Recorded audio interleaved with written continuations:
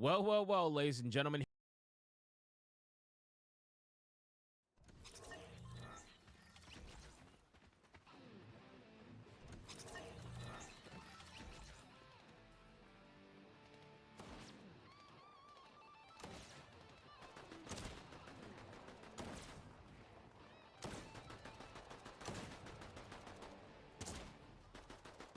The unthinkable has become a reality. Hell has frozen over and Terry Bogard has entered the Forbidden Door. That's right, the face of SNK Fighting Games is joining the roster of Street Fighter 6. The announcement of both Terry and Mai Shiranui becoming Street Fighter characters has sent shockwaves across the gaming world, with this controversial move sparking joy and outrage depending on whom you ask. While some believe the character's inclusion is to be celebrated, others feel that Street Fighter is only including these fighters due to being paid an awful lot of money to do so. In the words of the $1 Million Man, everyone's got a price, so is Terry being in Street Fighter a good thing or a bad thing? Let's try and find out.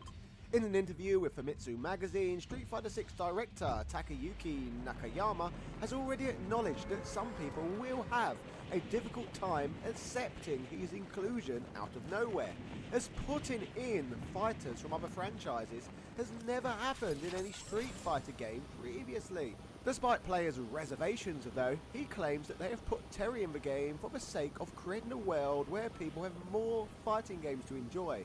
A statement that backs up the idea that he has indeed been added into the title purely to promote another upcoming title, rather than to cater to the tastes of, say, the Street Fighter fans. Regardless of how you feel about this, love the news or hate it, one thing is certainly true. One of the most celebrated characters in fighting game history is becoming a Street Fighter roster member.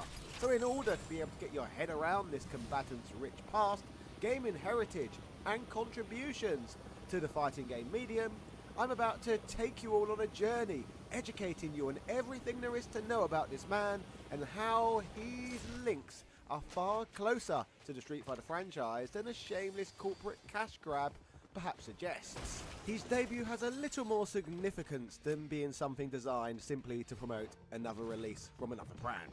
Hello ladies and gentlemen, Big Daddy Top Hat here. This is the insane history of Terry Bogard, a man who is now a Street Fighter character. Yeah! With a new Fatal Fury game on the horizon, there are increasingly more and more modern fighting games to try out and keep up with.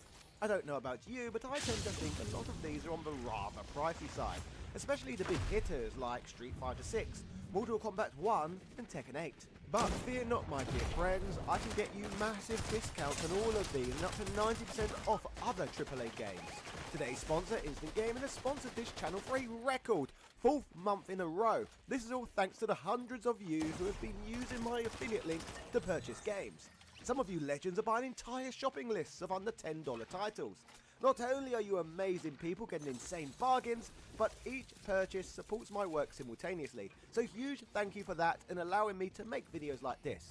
So hope you use my link to snatch up more of these amazing deals and enjoy this insanely long Terry Bogard video. Well, let's dig in. Terry Bogard is easily one of the most distinguishable, recognisable and popular fighting game characters of all time, with the enigmatic Terry being not only the face of Fatal Fury and the poster boy for King of Fighters, but the character who has served as SNK's unofficial mascot character for quite some time. Building on this, in the past he has almost always served as the focal point of their crossover games, and essentially holds the same importance for the company as our old pal Ryu does for Capcom. However, what is really interesting is that while today Terry may be often considered the face of the brand, what may come as a surprise to some is that Terry was originally conceived far away from the SNK headquarters, in the Capcom offices of all places, during the development of the original Street Fighter back in 1987.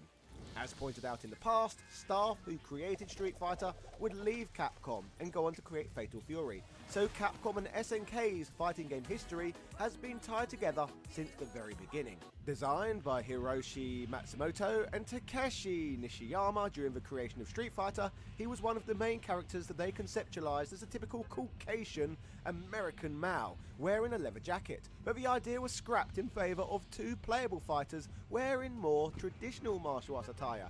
You know, those two Hadouken-throwing karate bums who are massive fighting game stars in their own right. That's right, the same creatives who came up with Ken and Ryu also came up with Terry Bogard. In all technicalities, they're all creative blood brothers from the same fathers of creation. So debuting in Street Fighter 6 will be a sort of homecoming for Terry. Later, when Matsumoto and Nishiyama jumped ship to SNK, they still wanted to utilise this design for a brash, cool action hero type American. So they put him in 1991's Fatal Fury King of Fighters. Here, as a playable character, the legacy of Terry Bogard was quite literally born. Back then, he was hilariously described by SNK staff as the most macho standout original Terry, which may or may not have been spoken by someone in their first language. Given the prevalence of mystical antagonists and protagonists that seem to be lifted straight from an 80s ninja movie and fighting games of the time, Terry was an extremely original character for the era. Known for his stylish and always well colour coordinated outfits, or fits as the kids would say, this man was easy to distinguish, especially when paired with his trademark cries of famous iconic American slogans such as "Okay" and "Hey, come on, come on." What must be said, it was clear from all of this that this brilliant, super American Terry Bogard was more what Japanese people in the early 90s thought cool Americans were like, rather than what they were actually like in reality. I've got to say, it's amusing to see Westerners stereotyped through a Japanese lens. Terry's design, arsenal of moves and limited but memorable vocabulary helped him stand out from the pack and laid the foundations for what would become one of the most enduring video game characters of all time, and one of the most selected fighting game characters ever. However, in order to understand this character's legacy further, let's discuss his in-game backstory. Little is known of Terry's biological parents or where exactly he was born. Both he and his younger brother, Andy, were orphaned from an early age and were forced to raise themselves on the streets, fighting to survive. They were both soon adopted by martial arts master Jeff Bogard, taking his surname and being raised in the rather descriptively named Southtown, alongside fellow students Geese Howard and Sheng Sinzan. Jeff was a member of a highly secretive school, training under Tung Fu Rui. It was all sunshine and rainbows for the three martial arts amigos until Sensei Tung Fu Rui was forced to choose between Geese and Jeff as his finest student, the one to whom he would ultimately pass all the secrets of the school to. Sensing Geese's sinister, evil ambitions and recognising Jeff to be a thoroughly decent chap, he chose Jeff to be his successor. This absolutely infuriated Mr. Howard and made him swear revenge. Unfortunately for those whom had angered him, unlike most Geese, this revenge would not be limited to loud honking or biting, as we are about to see. At the age of just 10 years old, while out walking with his adopted father and younger brother, Terry and his family were abruptly stopped by a car in the middle of the road. Out of the car came a crew of Geese Howard's thugs, attacking Jeff with knives, leaving him badly injured and lying in the street. At that moment, Geese himself emerged from the car, finishing the job and murdering Jeff right in front of Terry and Andy, the evil bugger. This would be the moment that the brothers realised their true calling and dedicated themselves not only to the martial arts, but to getting revenge on the hideously evil and ludicrously named Geese Howard. They knew, however, that the incredibly powerful and skilled dweeb could not be taken down easily, so they made an oath to spend the next 10 years training and preparing themselves to ultimately defeat their adopted father's killer. Taking slightly different routes with their training, Andy chose to study martial arts in Japan to differentiate himself from his older and, let's face it, cooler brother, while Terry remained faithful to the teachings of his father and father's mentor, continuing to develop his style. A decade passed before the now highly skilled Andy returned to Southtown to reunite with his big bro and to start to put their plans of revenge into motion.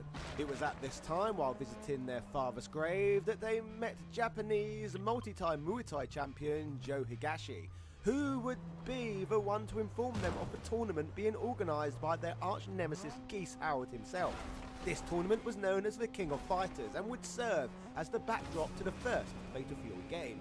The Bogard brothers and their now newfound friend entered the tournament in the hope of taking out the evil Geese. Just to clarify though one last time, this is the evil Geese Howard we are talking about. There are unfortunately no evil living geese in this game. you have to play Untitled Goose Game to get that fixed, which is a bloody shame to be honest. As for the first Fatal Fury game itself, created by the same lovely chaps who made the 1987 Street Fighter game, the duo who headed the project would view this as the spiritual sequel to that Street Fighter, seeing release roughly the same time as Street Fighter 2.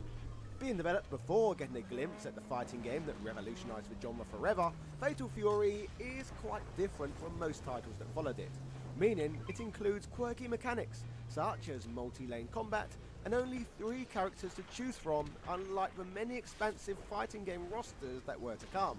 Anyway, as for the story, although Andy and Joe were knocked out of the tournament, our man Terry went on to defeat all 7 of the fighters, including his former mentor, Tung Fu Ri, setting up a showdown with Geese at the very tippy top of his tower of crime. Here Terry was victorious when he landed a spectacular flying kick that Rob Van Dam would have been proud of, sending his bitter rival crashing out of the window to the ground below, ostensibly killing him. Because, as you know, evil video game crime bosses always stay dead, and there's absolutely no chance we'd ever be seeing him in any future games ever again, or anything. Despite the villain being vanquished, just 1 year later, Terry would hear of a new King of Fighters tournament being run by a mysterious roided-up German nobleman by the name of Wolfgang Krauser, which would be the basis for 1992's Fatal Fury 2. A game that is a vast improvement on its predecessor and features a newly sleeveless Terry with much of the same moveset, but now with far more detail and frames of animation. The influence of Street Fighter 2 allowed Fatal Fury to become better than ever. Krauser had decided to go all out for this tournament, electing to adopt global rather than regional battles. It turns out that he had some strong ulterior motives, as we would soon learn that Krauser would end up being the half-brother of Geese Howard, and the whole tournament was essentially a front to lure his evil half-sibling's killer into entering so he could kill him himself. But not for revenge this time, rather just to show the world that by murdering Geese's killer, he was the world's most powerful crime lord. To add even more heat to their rivalry, the unsightly scar on Krauser's forehead was given to him by Jeff Bogard many years ago, giving the gigantic German even more reason to want to smash Terry, Jeff's adopted son, into little bits. Taking into account that Terry is the franchise's main protagonist, this obviously wasn't to be, however. Our man once again overcame the odds and defeated Wolfgang, causing him so much shame that he decided to take his own life immediately following the tournament's conclusion. Dark stuff. Past this point, Terry would show up again in 1993's Fatal Fury Special, which was essentially a souped-up version of the previous year's Fatal Fury 2, including playable bosses, new moves and combo abilities.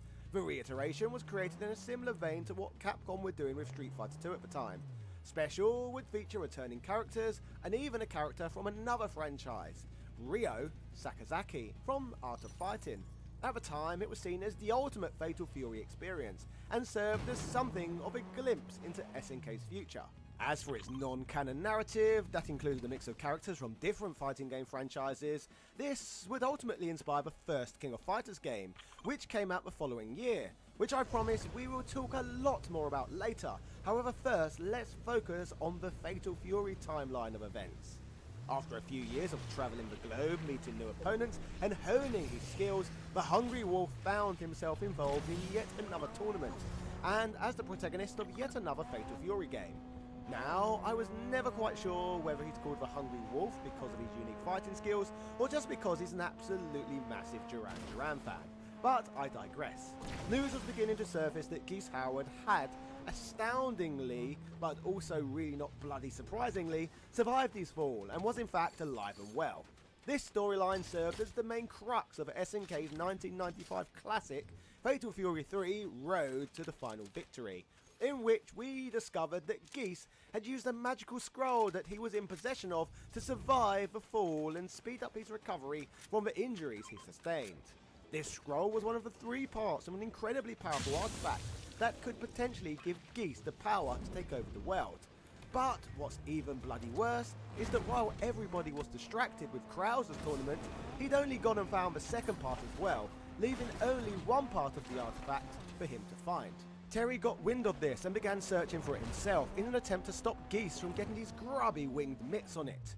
Terry eventually confronts Geese and once again defeats him, but narrowly escapes the battle scene as he is almost trapped in a burning building.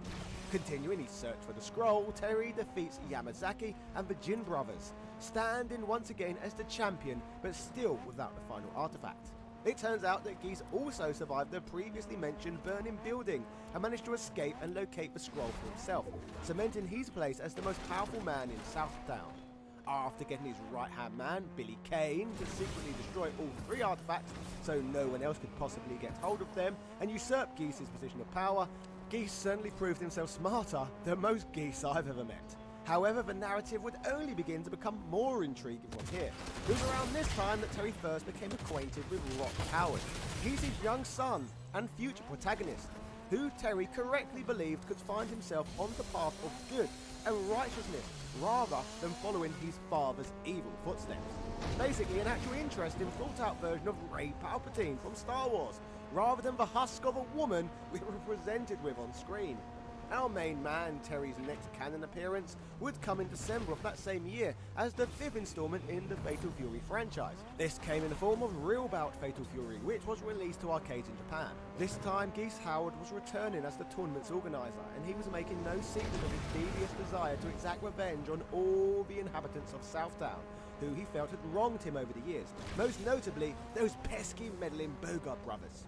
Many fighters tried and failed to qualify for the chance to topple the evil crime lord, but once again it was our red leather jacket-clad hero that prevailed, beating all of Geese's henchmen in the process. Terry stood at the bottom of Geese's tower, calling up to him and demanding a final battle, to which Geese was only too happy to oblige. Despite Geese's determination to redeem himself for his former losses, it was Terry whose resolve was stronger, as he jobbed the Emperor of Southtown out like the little jabroni he is. In a scene reminiscent of the final scene of the first game, as well as the final scene of RoboCop, 1989's Batman, multiple Final Fight games, and countless other Hollywood movies, Terry once again knocks Geese out of the window of his vertigo-inducing tower. Only this time, he offered out his hand to save him. Being almost as proud as he is evil, Geese rejected Terry's help, pushing his hand away and falling to his untimely doom. This would be the final hurrah for Terry and Geese, at least in the canon story, as Terry's main enemy actually did die in the fall this time and has not, at least at this juncture, made a return. But while this may have been the case, we can't forget a key ingredient in Geese's tale, his son Rock Howard. As the timeline progressed, being the overly decent babyface protagonist that he is, Terry felt thoroughly responsible for Rock Howard's newfound orphan status, which is fairly reasonable, seeing as he did just kill his father. Dealing a kinship with the young lad, partly due to being an orphan himself, our hero Terry took Rock under his wing, mentoring him and teaching him how to fight, setting up events for the future. The next time we would see Terry in a Fatal Fury game, however, was 2 years later, in 1997's Real Bout Fatal Fury Special, serving as the souped-up version of Real Bout, with all new graphics, a return to the 2-plane fighting system, and an extended roster. The game also continued the theme of non-canon side games, with the inclusion of Wolfgang Krauser and the ubiquitous Geese Howard, among others. Moving through time, the following year would see the final entry in the Real Bout sub-series, Real Bout Fatal Fury 2 The Newcomers, which saw our Mount Terry once again battle against the non-canon forces of both Geese and Krauser. Continuing on, 1998 would see yet another non-canon entry in the Fatal Fury franchise in the form of a Japanese PlayStation exclusive, Real Bout Fatal Fury Special Dominated Mind. Here we would see Terry going up against the Clockwork Orange-inspired White, who had used his powers of mind control to manipulate the thugs of Southtown, including a man who more than slightly resembles Game Master Dave Perry, Billy Kane. As the march of time persisted, January 1990 saw a polygonal Terry Bogard retell his original story in the 3D fighter Fatal Fury Wild Ambition, which has been largely forgotten these days, and for good reason. As inauspicious as the game was, it would end up being Terry's final appearance as the main protagonist in a Fatal Fury game. Quite the main event run indeed, but his story would be far from over.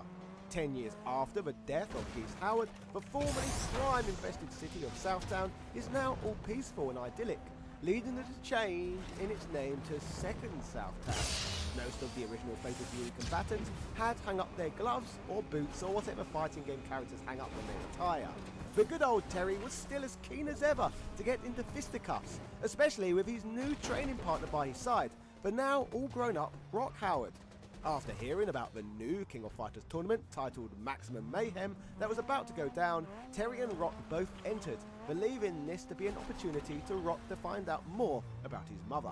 In a rare Fatal Fury face versus face match, Terry and Rock went mano a mano in the semi-final, which Terry shockingly lost, thus handing down the essential protagonist torch to his young protege and officially ending his run as Fatal Fury's main protagonist.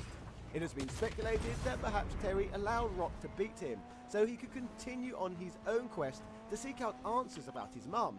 And as Terry has done fewer clean jobs than a prime Hulk Hogan, I can see why people might think that.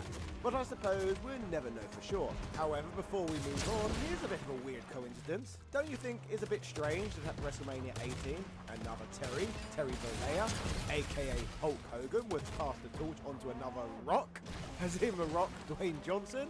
I seriously doubt that the World Wrestling Federation intended to just shamelessly rip off Fatal Fury, but it's a very strange coincidence that is worth pointing out nonetheless.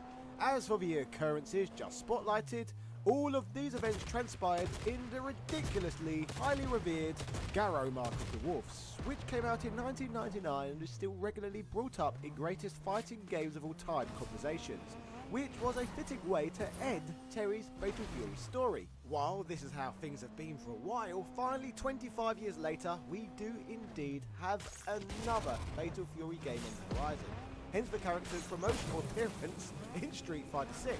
However, Terry's impact on the world of fighting games doesn't just end with Fatal Fury.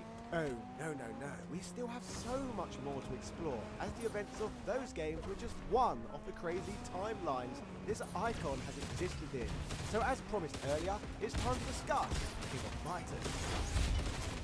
Back in August of 1994, King of Fighters was released, a franchise initially conceived as a crossover game that would bring together characters from various SNK titles, including Fatal Fury, Art of Fighting, Ikari Warriors, and Psycho Soldier. The game differed from other SNK titles as it introduced a team-based system, where players selected a team of 3 fighters to compete in matches. This was different from the traditional one-on-one fighting game format most players have come to expect from the genre.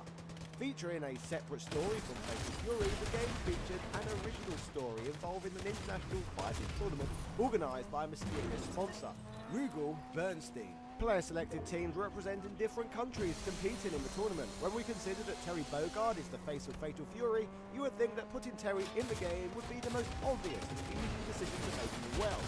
However, such an idea was apparently not quite as clean-cut back in the day. As for Terry's inclusion in this classic and influential game, Shmupulations would translate an interview with development staff from a book documenting the creation of King of Fighters 94, and in it the developers would discuss their goals for the character and some last-minute tweaks added to the game. It states, "In the beginning of the development, we didn't think a lot about Terry Bogard, but then Fatal Fury Special was released, and Terry's badassness in that game made him really popular with our staff. And suddenly, he became a character that we focused on and took the time to get right. Everyone on the staff worked really hard to ensure we didn't damage his image from Fatal Fury." Which reminds me, I remember how 2 hours before we had to submit the final version of the game for the Master ROM production, one of the people responsible for balancing the game made some last minute changes to Terry. He changed his standing strong punch so that its second hit could be cancelled, which made Terry even more powerful than he already was. There was also a lot of arguing about changing Terry's win pose, but we decided it would be something new for people to enjoy in King of Fighters 94. The official King of Fighters anniversary site would add that when the concept of King of Fighters was first formulated, Terry was tacked onto the roster as an afterthought, but his popularity skyrocketed. He became a character who got the designers' utmost attention, and they fretted over various aspects of his character. In the first King of Fighters, Terry became a powerhouse, getting a super punch cancel move added to his arsenal, and becoming the fearsome character he is today.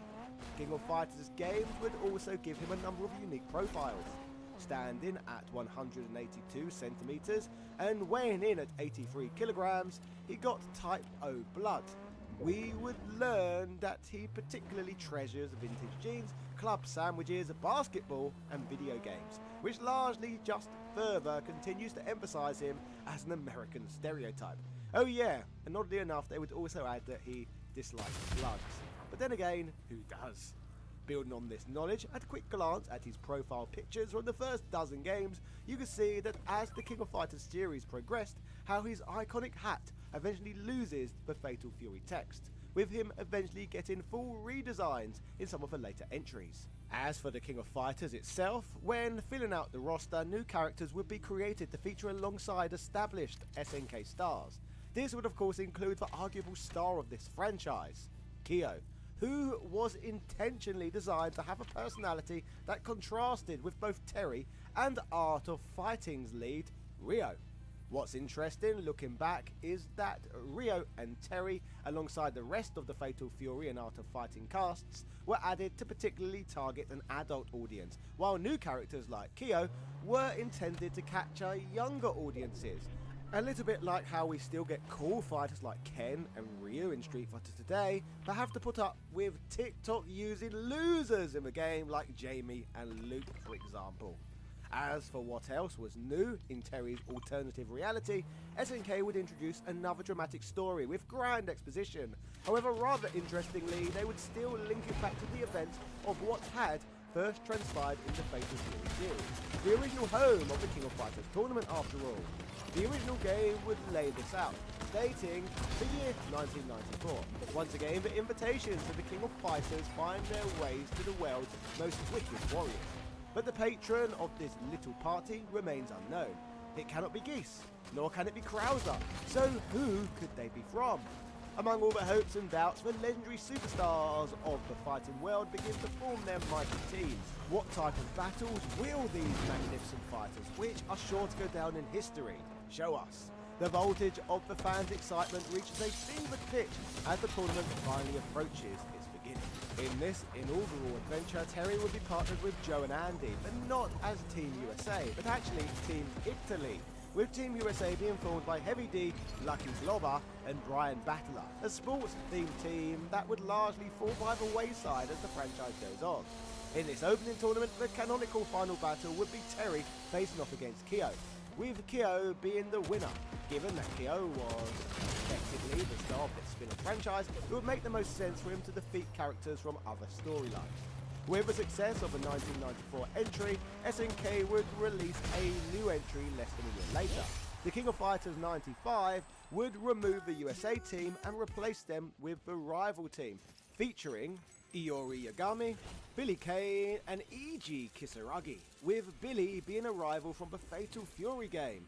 Canonically, the USA team's invitation was stolen by the rival team, but at this point the franchise would largely abandon the nationality aspect and theme teams a bit more logically. While there would be a Japan team